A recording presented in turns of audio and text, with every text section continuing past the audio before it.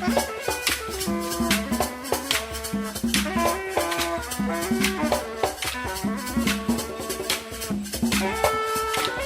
everyone, welcome to Africa Youth for Change. As we always said, our goal in this YouTube channel is to introduce you to people, give you ideas and knowledge about Africa. Today I have a very important guest who is with me here by the name Beshita. And today we are on our education show, and we want to discuss about the education system in Africa, the conspiracy of education system. And we believe that if you want to make changes, we have to start from the small kids, people at the younger level, so that we can take it up from there. So I will first allow her to introduce herself. Hi everyone, my name is Decita Gray. I'm a certified infant toddler specialist. I was born in Jamaica, I'm an African born in Jamaica, and I've been in the Gambia for the past 6 months. Oh, so that's wonderful. Yeah. So can you tell me what attracted you in the Gambia? Okay, so last year I came here and I came by chance because I was home, my pressure was high, and someone had sent me a clip from Black Suit. So I've been watching it. Wow. And then my young daughter, she said, "Oh, Mom, you know that woman you've been watching in the Gambia? Why don't you contact her and go to the Gambia?" So that's how I came to the Gambia. And when I came here, I find it to be similar to Jamaica. People are very friendly. And I met a few teachers, I visited a few schools, and I decided to come back this year to stay. Oh, okay. Yeah, but also before I came back, we have a company, Sabre Education Services, that began. I'm a co-founder in the States, so we've been working in the States and in the Caribbean, and I thought, why not register the company here? So we are a registered NGO in the Gambia, Okay. Sabre Education Services Gambia. Okay. So can you tell us more about your company? Okay, so Sabre Education Services' aim specifically is to introduce brain development, the science of brain development, to the Gambia, because we know that for the last 10 years, research has shown that the brain grows the most between 0 and 3 years old. By the time they get to be 5, which is called the first 2,000 days, if they get all the good experiences, the stimulation, by the time they get to kindergarten, they'll be ready. They'll have their social, emotional, and cognitive skills. So our aim is to partner with our teachers here and do especially training, because you really cannot expect caregivers to nurture children with certain information if they themselves don't have it. Mm-hmm. So developing the teachers are very important. Okay, that's very important. So like, as we always say that, in the Gambia, I was a teacher, and I have been in the school system for some time. But I realized that there are many changes we need to do, and I think one of the things you are doing, there's a sufficient scientific even evidence which shows that a 3-year-old child from 3 years to 6 years is more intelligent than somebody who is 30 years old. But it's just like we have more information than them. That's why we want to influence them. So what can you say? Yeah, about exactly. Yeah. Well, the thing is, the brain grows the most from 0 to 3. By the time you're 3 years old, your brain is 85% the size of the adult brain. So that means when the caregivers who are caring for these young children, when they are empowered with information, they could be intentional. By teaching certain skills, teaching language skills, for example, teaching pre-reading skills, giving self-esteem, self-confidence, because all these things are life skills. And one of the things with the brain, once it's exposed to an experience, it doesn't forget it. So experiences is really what builds the brain. Okay. So, do you speak any other language apart from English? Because I know that you want to do a lot of things in the Gambia, and you want to make a lot of changes. And most of these children you're going to work with, they can't speak any other language. They can't speak English. They can speak only their local language. How do you want to manage that? Well, the thing is, our team, there are 19 of us, and the other 18 people are all Gambians, and they're all teachers. And we know that children learn the best in their native tongue. So the teachers will be able to collaborate by learning the material in their own language, because we're going to train a cohort of teachers so they can go out and be trainers. So first language is very important. And the reason why I'm not speaking another language, because, you know, a lot of us were taken away on the slave ship. Yes. And when you slavery. got to the West, you were stripped of everything. It's actually called soul murder. When you strip someone from who they are and you force them to be someone else. So that is why we don't speak another language. But I'm sure I'm still teachable, and I'll be learning Wolof and Fula. Oh, that's very good. Yeah. So, and what area do you think we have to improve much in the Gambia in terms of teaching, or in terms of how do we support teacher? Because it's like many teachers have been given a curriculum, to follow. That's how that's what they should teach. Exactly. Because, and how do you want to manage that?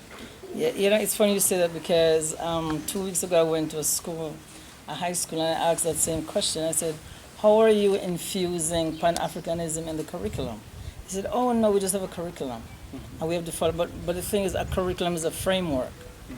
So I explained that, say for example, you're teaching math. You could talk about the woman in Africa who invented trigonometry. You could talk about, if you're doing medicine, you could talk about Imhotep, who was the father of medicine. So just by you mentioning that, the children will start becoming curious.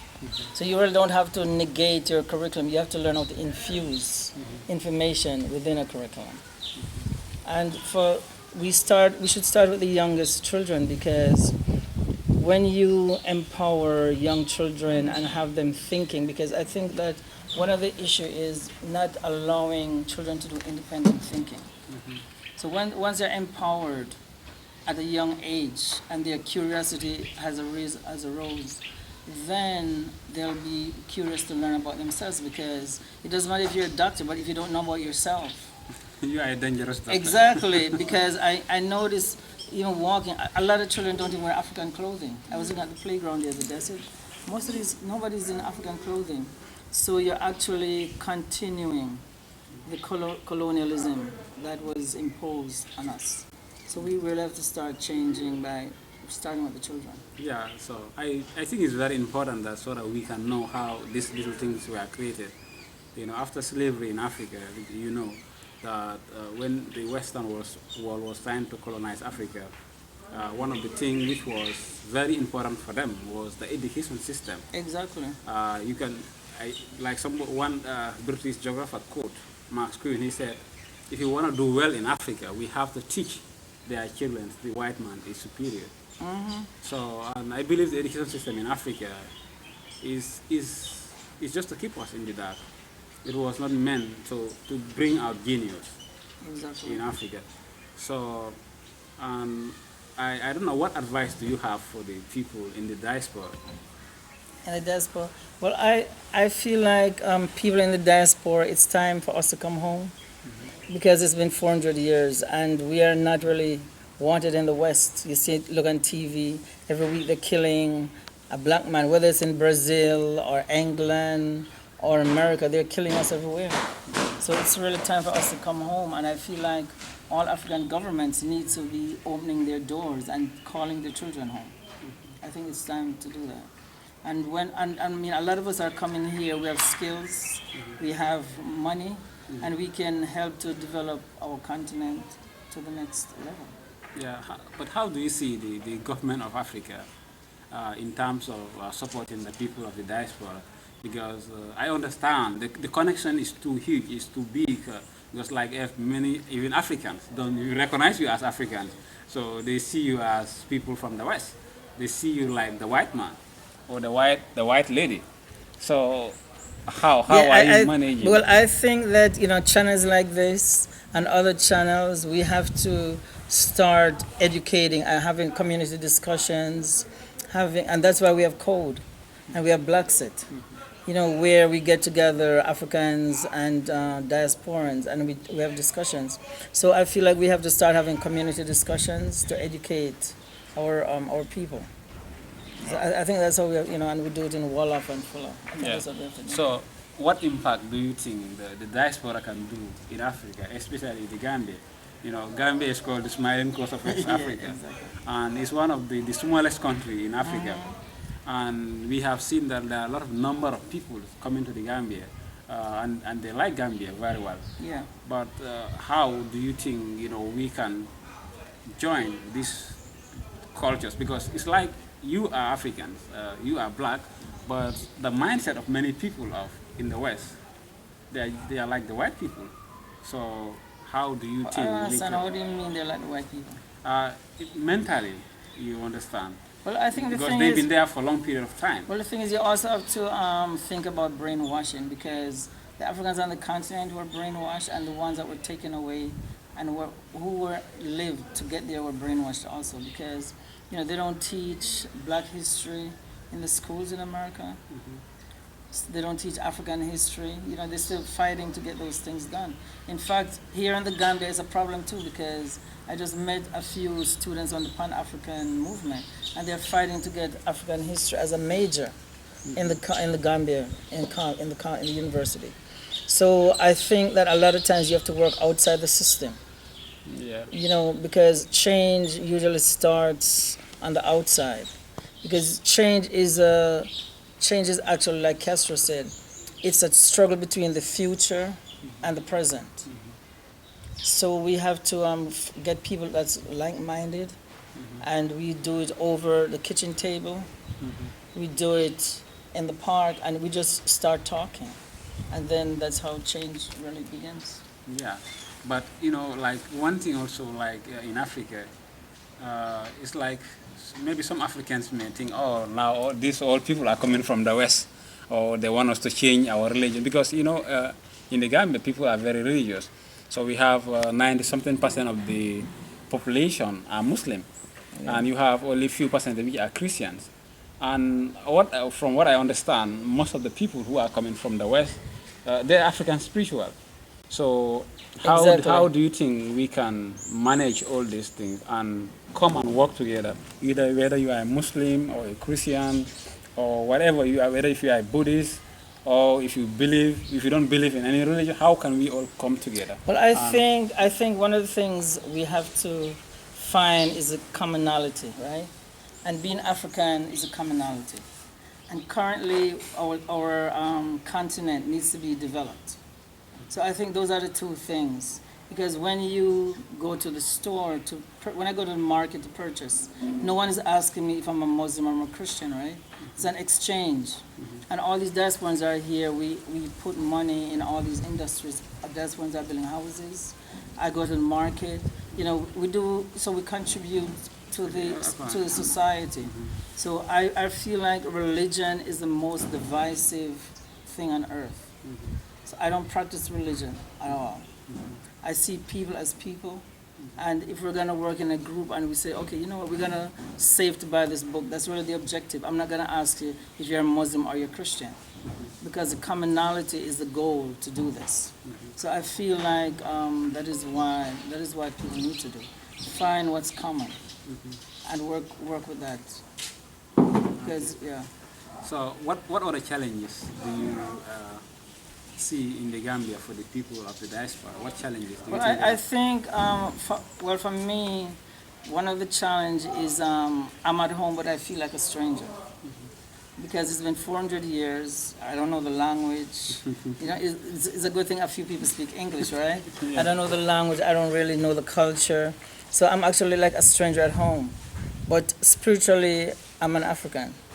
And most of the people from Jamaica are from Gambia, because there are so many similarities. I just took pictures of the hibiscus. All these plants here, we have them in Jamaica. So, I was just thinking, I said, maybe we should do a research to see because a lot of Africans probably actually took plants with them, because all these things are in Jamaica, these plants.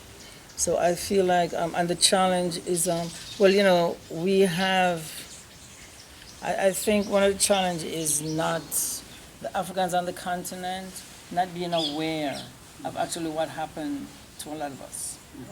When we, because we're traumatized, we come back and we're still traumatized.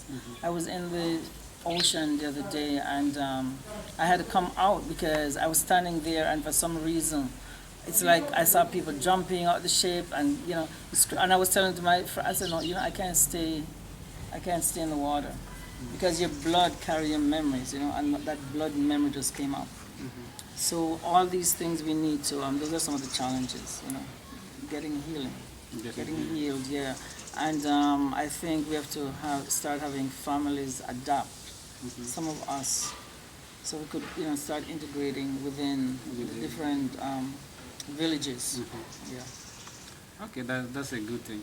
So, that's like as we just talking about the diaspora coming back to the Gambia is very important.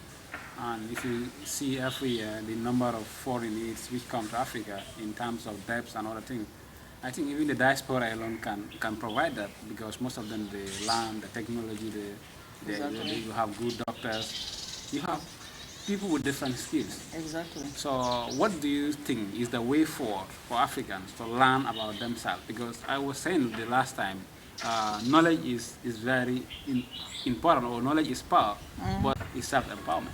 It is. So I think I think we have to work on the curriculums. That's already, the children are already, like in school. We have to start encouraging, I don't know who created the curriculum, but to infuse Pan-Africanism within the curriculums. Yeah, the curriculum came down, if you look at it very well, from, as people, it is believed that we develop from different societal age. And it started from the hunter-gatherer age. Then from there we have what we call the agrarian age. Education was not a key issue. Right. And from there we have the industrial age. Right. And during the industrial age, this education system was brought into Africa. That's why even if you look at the Rockefeller Foundation, his General Education Board, when in 1900, he was saying that he is not looking for people who are creative or who are thinkers or who will be questioning whatever they learn. But the main objective was for people who will be answerable to commands, like militaries in a barrack. So, but the system was brought during the industrial age, and then now we are on the information age. So it's like what we learn is far behind than what we need to learn right now. So there are a lot of things the children are learning in the school.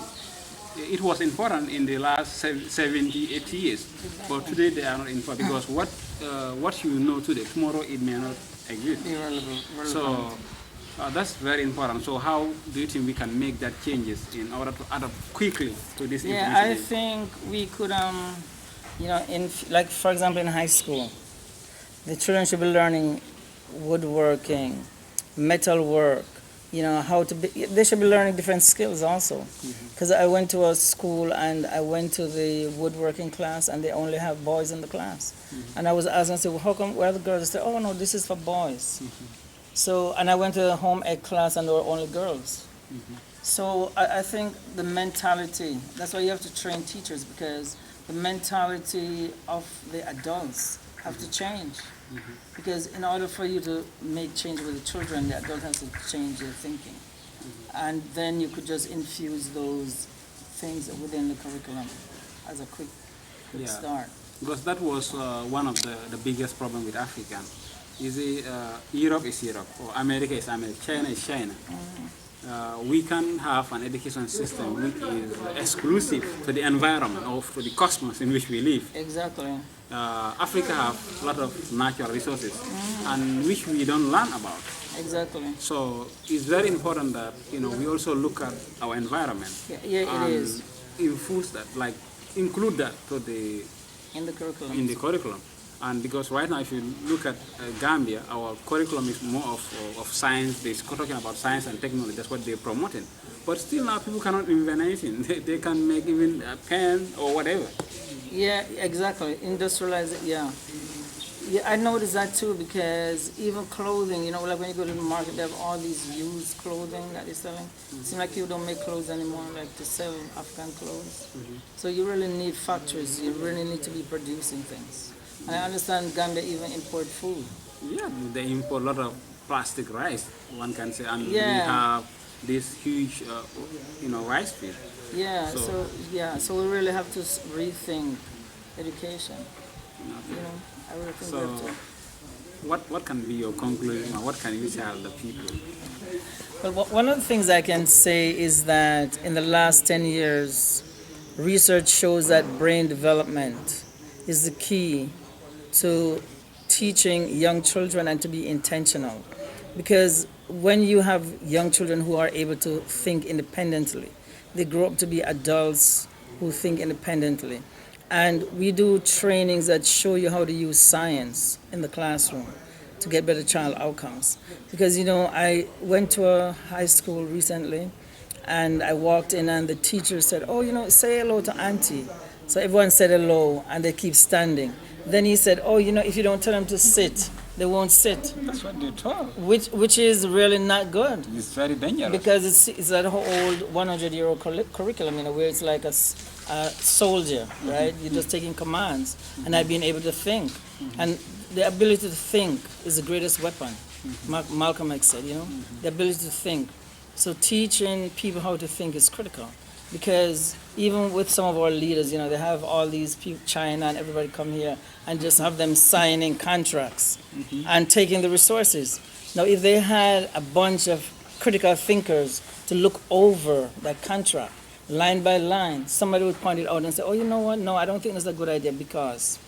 But not being able to do critical thinking, problem solving, and analytic thinking is really not good. And that's why brain development is important because the frontal lobe in the brain is responsible for executive function. Where you do planning, analytic thinking, and critical thinking. But if no one intentionally develops that part of your brain, you grow up to be a non-thinker. And that's really dangerous. Yeah, but thank you very much, Dishida, to join our channel. It was a pleasure. It was, yeah, thank you so much. So I will just advise everybody you can subscribe to our channel. This is what we're doing. We want to make an impact. We'll be meeting different people to make sure that, we spread the word. Right, and they'll be hearing a lot more about Sabre Education Services of the Gambia. Okay.